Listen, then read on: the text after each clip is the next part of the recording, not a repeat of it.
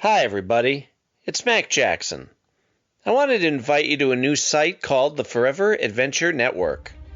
This website has everything. Pictures, videos, blogs. There's original music by Harmony Constant.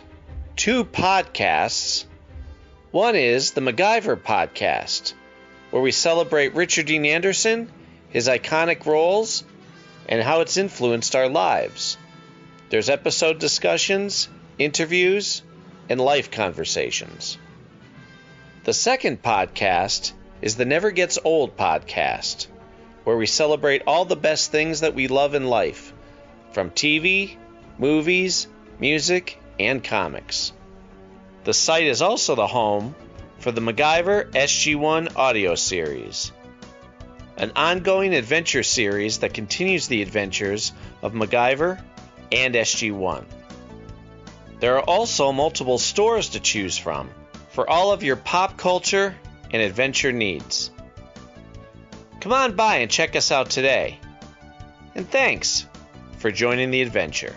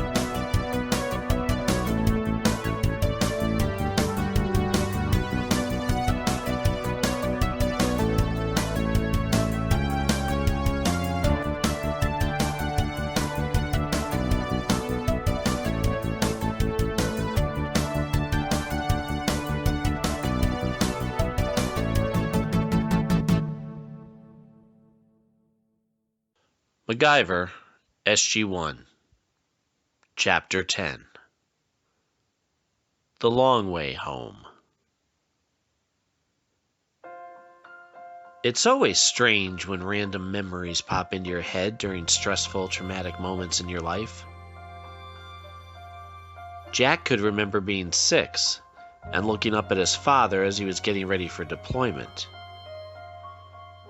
He remembered the texture of the dress blues as he hugged him before leaving for what would feel like forever. He thought about the conversations he would have with his uncle as they sat fishing in the middle of a pond. He remembered his cold Minnesota winters and how he would use it as a comparison for every winter after. It all seemed like a lifetime ago. Like he was somewhere else. All pleasant memories compared to what he was facing at the moment. Heads up! 3 o'clock! 3 Jaffa soldiers had gotten past SG-2 and had spotted one of Jonas Quinn's men and opened fire. No sooner had the staff blast hit the rebel's arm that Samantha Carter fired back, hitting the Jaffa right in the chest with the barrage of bullets from her P-90.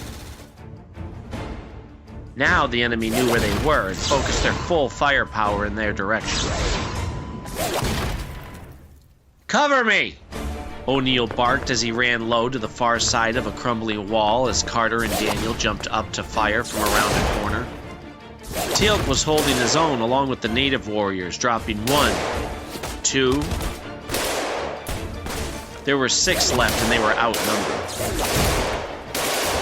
As soon as Jack heard the firepower hitting to the left and right of him, he popped up from behind the wall remains to take out 2 huge Jaffa. The rest, refusing to surrender, continued to fight, but were soon taken out by the soldiers of Langara. Jack stood up with his weapon raised until he was sure he hadn't miscounted. That the last of them? Jonas nodded. For now.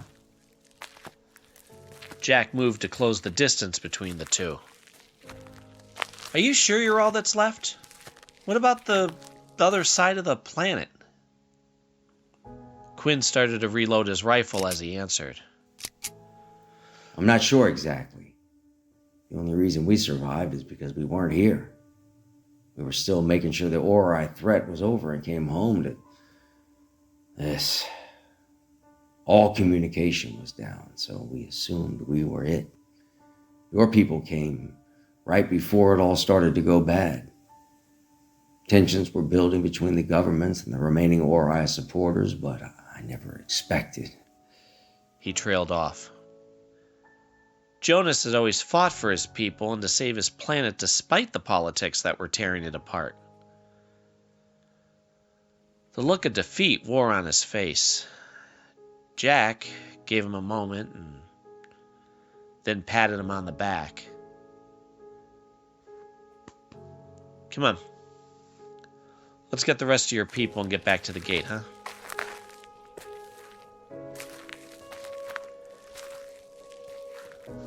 As they headed back towards Quinn's base to get the last of his people, Jack flashed back to meeting him for the first time and how he came to be part of his team. While visiting their planet, Daniel had sacrificed himself to save Quinn and his people by stopping a meltdown the Langarian scientists, Quinn included, didn't have the courage to stop themselves. When it appeared that Daniel had died and Jack had to find a replacement for his team, he reluctantly allowed Jonas to join them.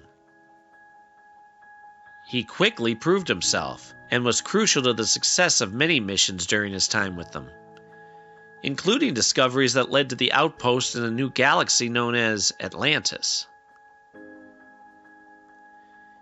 He was with them for little over a year before Daniel was discovered on another planet they were visiting. It was about that time that Jonas had made the decision to return to his people to try and help ease the tension within the government. Jack respected his decision, but didn't understand it. There was too much drive within Jonas, and he assumed he would have stayed at the SGC if not with SG-1. The walk through the destroyed landscape remained uneventful, until Teal'c picked up the footsteps of someone coming their way. O'Neill. Jack, SG-1, and the rebels quickly found cover and waited for them to approach. From around what was once the city's twin government buildings came two soldiers Jonas had sent off to find the closest Naquita mine. They were running. Jonas lowered his weapon and stepped out into their path. Keenan, Rogan, what happened? Rogan took a breath before answering. They found it. I don't know how, but they found the mine. Jonas looked back to Jack, who quickly took over. All right, Jonas, have half your people go back to get the others, the rest with us. Jonas nodded and added to his people. We'll meet back at the Bowery building at 0400. With that, the group of Langarans broke into two groups. Jack smirked as it was clear that this was not the first time that these guys have done this. They walked quickly for about 10 minutes before reaching the edge of town. As they approached the tree line that separated the city from the fields and industrial sections, the sound of marching and large engines can be heard. Peeking from behind their tree cover, Jack and the rest could see about 50 Jaffa of various Goa'uld tribes unloading large equipment from one of the Alcast ships that had landed. A few were trying to clear the debris around what could be an old entrance to a Naquita mine. Jonas moved over to Jack's location. I don't know how they knew where to look. We didn't even try to find it since the disaster. Jack was using his binoculars to zoom in on what was being assembled. Well, none of that matters now. We have to get back to the gate. They started to turn away when suddenly they heard orders being yelled out. Okay, Jaffa, clear. Uh-oh, Daniel said while watching the Jaffas turn towards their direction. Jack gripped his P90. Uh-oh. They see us. Ah, crap. Move! No sooner had Jack given the order when the first staff weapon blast started flying overhead. Teal'c and a couple rebels fired back while retreating. We've got to hustle, people! Not only were they about to have 50 ground troops on their tail, but they also heard the engines of an Alkesh changing tone and lifting off. Carter's eyes met Jack's for a brief moment. This wasn't good, and they knew it. The cover of blocks of destroyed buildings proved useful in covering their path back towards the gate. There were no clear lines of fire, and as long as they kept their distance, it wouldn't be a problem. We're almost at the meetup site, Jonas said aloud to remind all of them that they still had others to get. Is it on the way? Jack asked. Just as his old teammate nodded in response, the large shadow of an Alkesh fell over them. Suddenly they were fired upon. The barrage of blasts landed all around them, blowing up roads and destroying walls of nearby buildings. No sooner had SG-1 taken cover from the falling bricks did they return fire on the ship as it passed over them. Jack caught a smile on Quinn's face as he checked his ammo. What? I just realized I really missed you guys.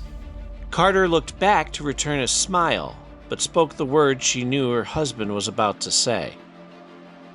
Thanks, Jonas, but let's try not to lose focus, okay? That ship is going to be coming back. Jack added, and with friends. Soon they met up with the rest of the rebels at what Jonas had called the Bowery Building. A couple of them greeted each other with embraced arms, but still focused on the imminent danger. Another barrage of blasts came from the ship approaching. All weapons fired back as it passed over them. It was finally having an effect based on the trail of smoke coming from it. Soon the other two ships were passing over them looking for their targets. Heavy balls of fire rained down, clipping the tops of buildings before hitting hard on the road ahead of them. Rocks and dirt sprayed them as each member pressed forward towards one of the lone buildings still standing. The power plant that held the Stargate was on a slight hill, but about 100 feet away from any cover the buildings would provide. As they neared the edge of the crowded city remains, each soldier crouched down along what walls they could find, while Jack took out his binoculars to see what dangers were ground level. All right, I count 20 Jaffa blocking our path. This was not a good sign for SG-2. The Jaffa, keeping guard, outnumbered Mitchell's team and must have gotten past them. The only question was how. O'Neill feared the worst. He turned to his team, but the Langarians were following his lead as well. All right, on my mark. We take out those guys and make a run for the gate. Move fast before the ships get a lock on us. Carter and Teal'c already had their weapons aimed at their targets. Jonas, Daniel, and the rebels followed suit. Ready? Fire! All at once, bullets, lasers, and staff blasts struck all 20 guards square in their chest, dropping them like rag dolls. All right, go! Barked the general as he led the charge up the hill just as the Alkesh ship started to fire again. Some of the men stopped to fire back. Unfortunately, that made them an easy target. While they fired on the ship passing over them, the second came in from the side. Jack turned just in time to see the explosion hit and take out 5 of Jonas's soldiers. He made eye contact with Jonas, but there was no time. They had to keep moving.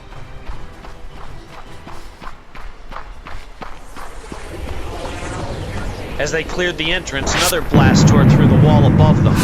Metal and fire fell on the back half of the group as they pushed forward down the hall towards the main gallery where the gate was kept.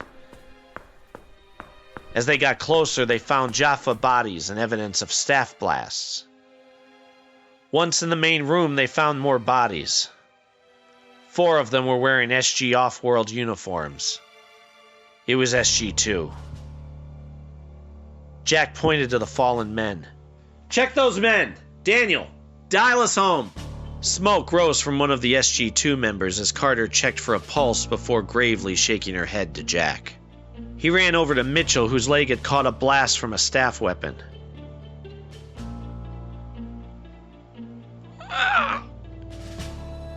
Cam winced as Jack gently turned him over.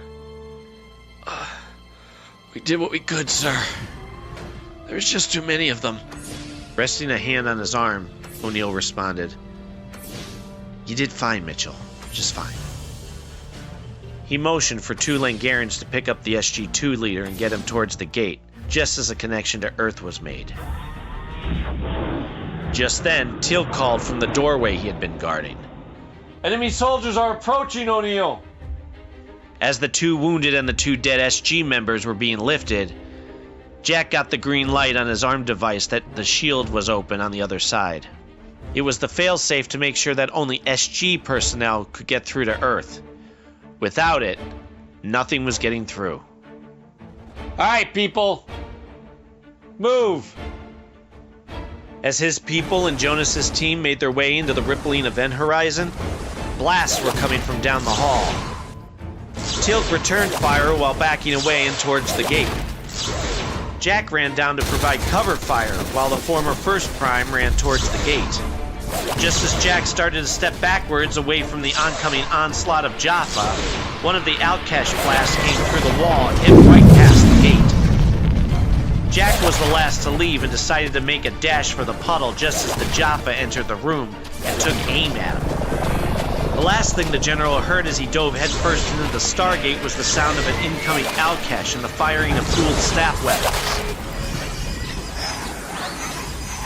Suddenly, he felt his body crash on the metal ramp on the other side of the gate at Stargate Command. Close the gate! He yelled before trying to get up. Suddenly, the gate was disengaged and the blue pool of energy dissipated.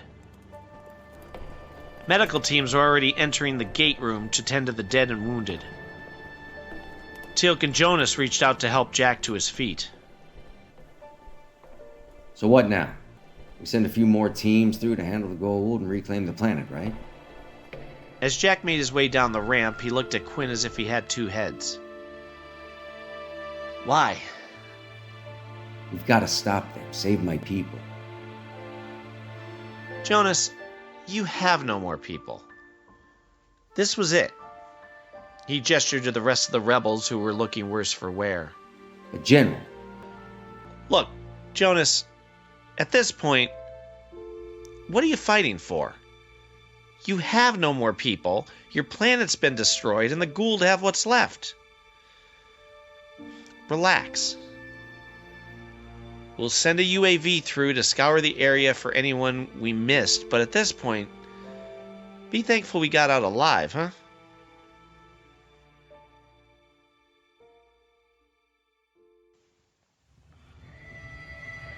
A short time later, an unmanned airplane, or UAV, was ready to launch at the base of the gate as Sergeant Harriman dialed the coordinates for Langara. Jack stood behind him along with Daniel, Carter, Teal'c, and Jonas, who tapped his foot nervously while watching. Chevron 6 engaged. 7th Chevron will not lock. Stunned, Jonas stared out at the gate. The others looked to Jack to say something.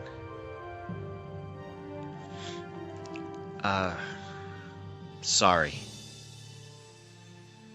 I'm pretty sure that Outcash was heading right for the gate when I jumped through. It must have gotten buried in the rubble. Quinn turned around to face the General. Yeah, I guess. What? I just don't know what to do now. What's my purpose? Jack smirked with enthusiasm. Are you kidding? You were always part of this team. The archaeologist added from over Jack's shoulder. Plus, I need a research assistant and someone who can step in when I can't go on a mission. Jonas's eyes welled as he grinned with appreciation, and nodded as he redirected his gaze to the floor out of embarrassment. Jack placed a hand on his shoulder. Welcome home.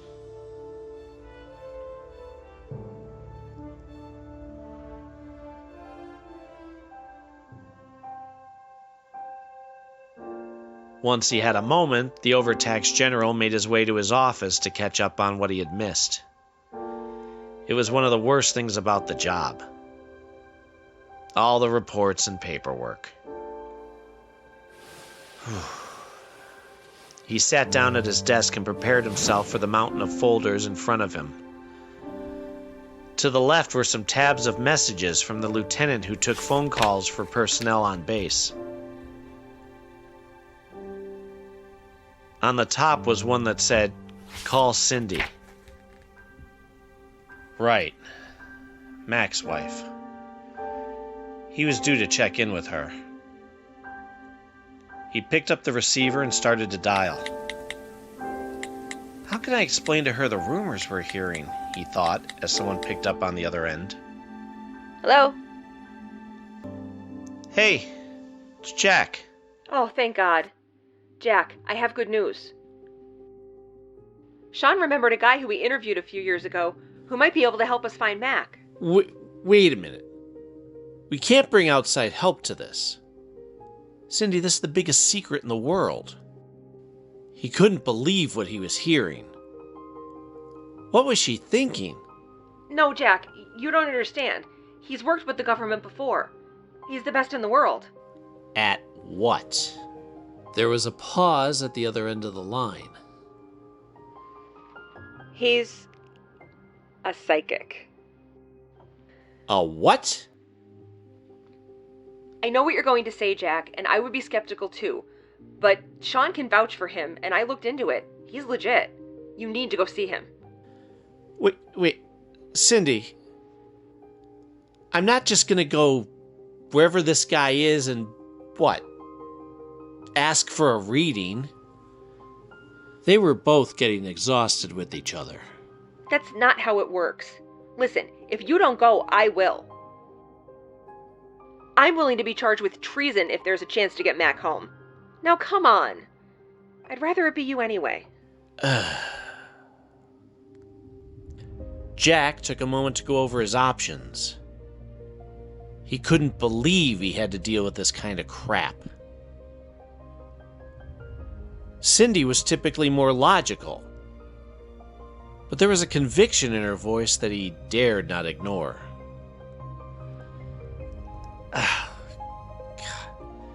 Fine. Where do I find this psychic? Maine. His name is Johnny. Johnny Smith.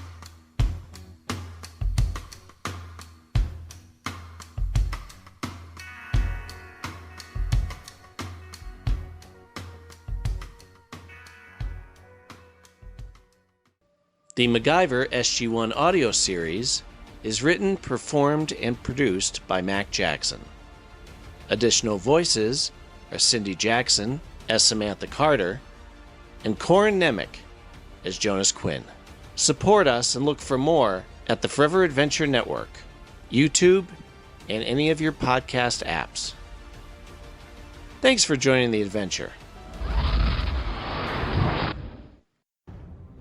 The Forever Adventure Network. The Forever Adventure Network. Welcome to the adventure.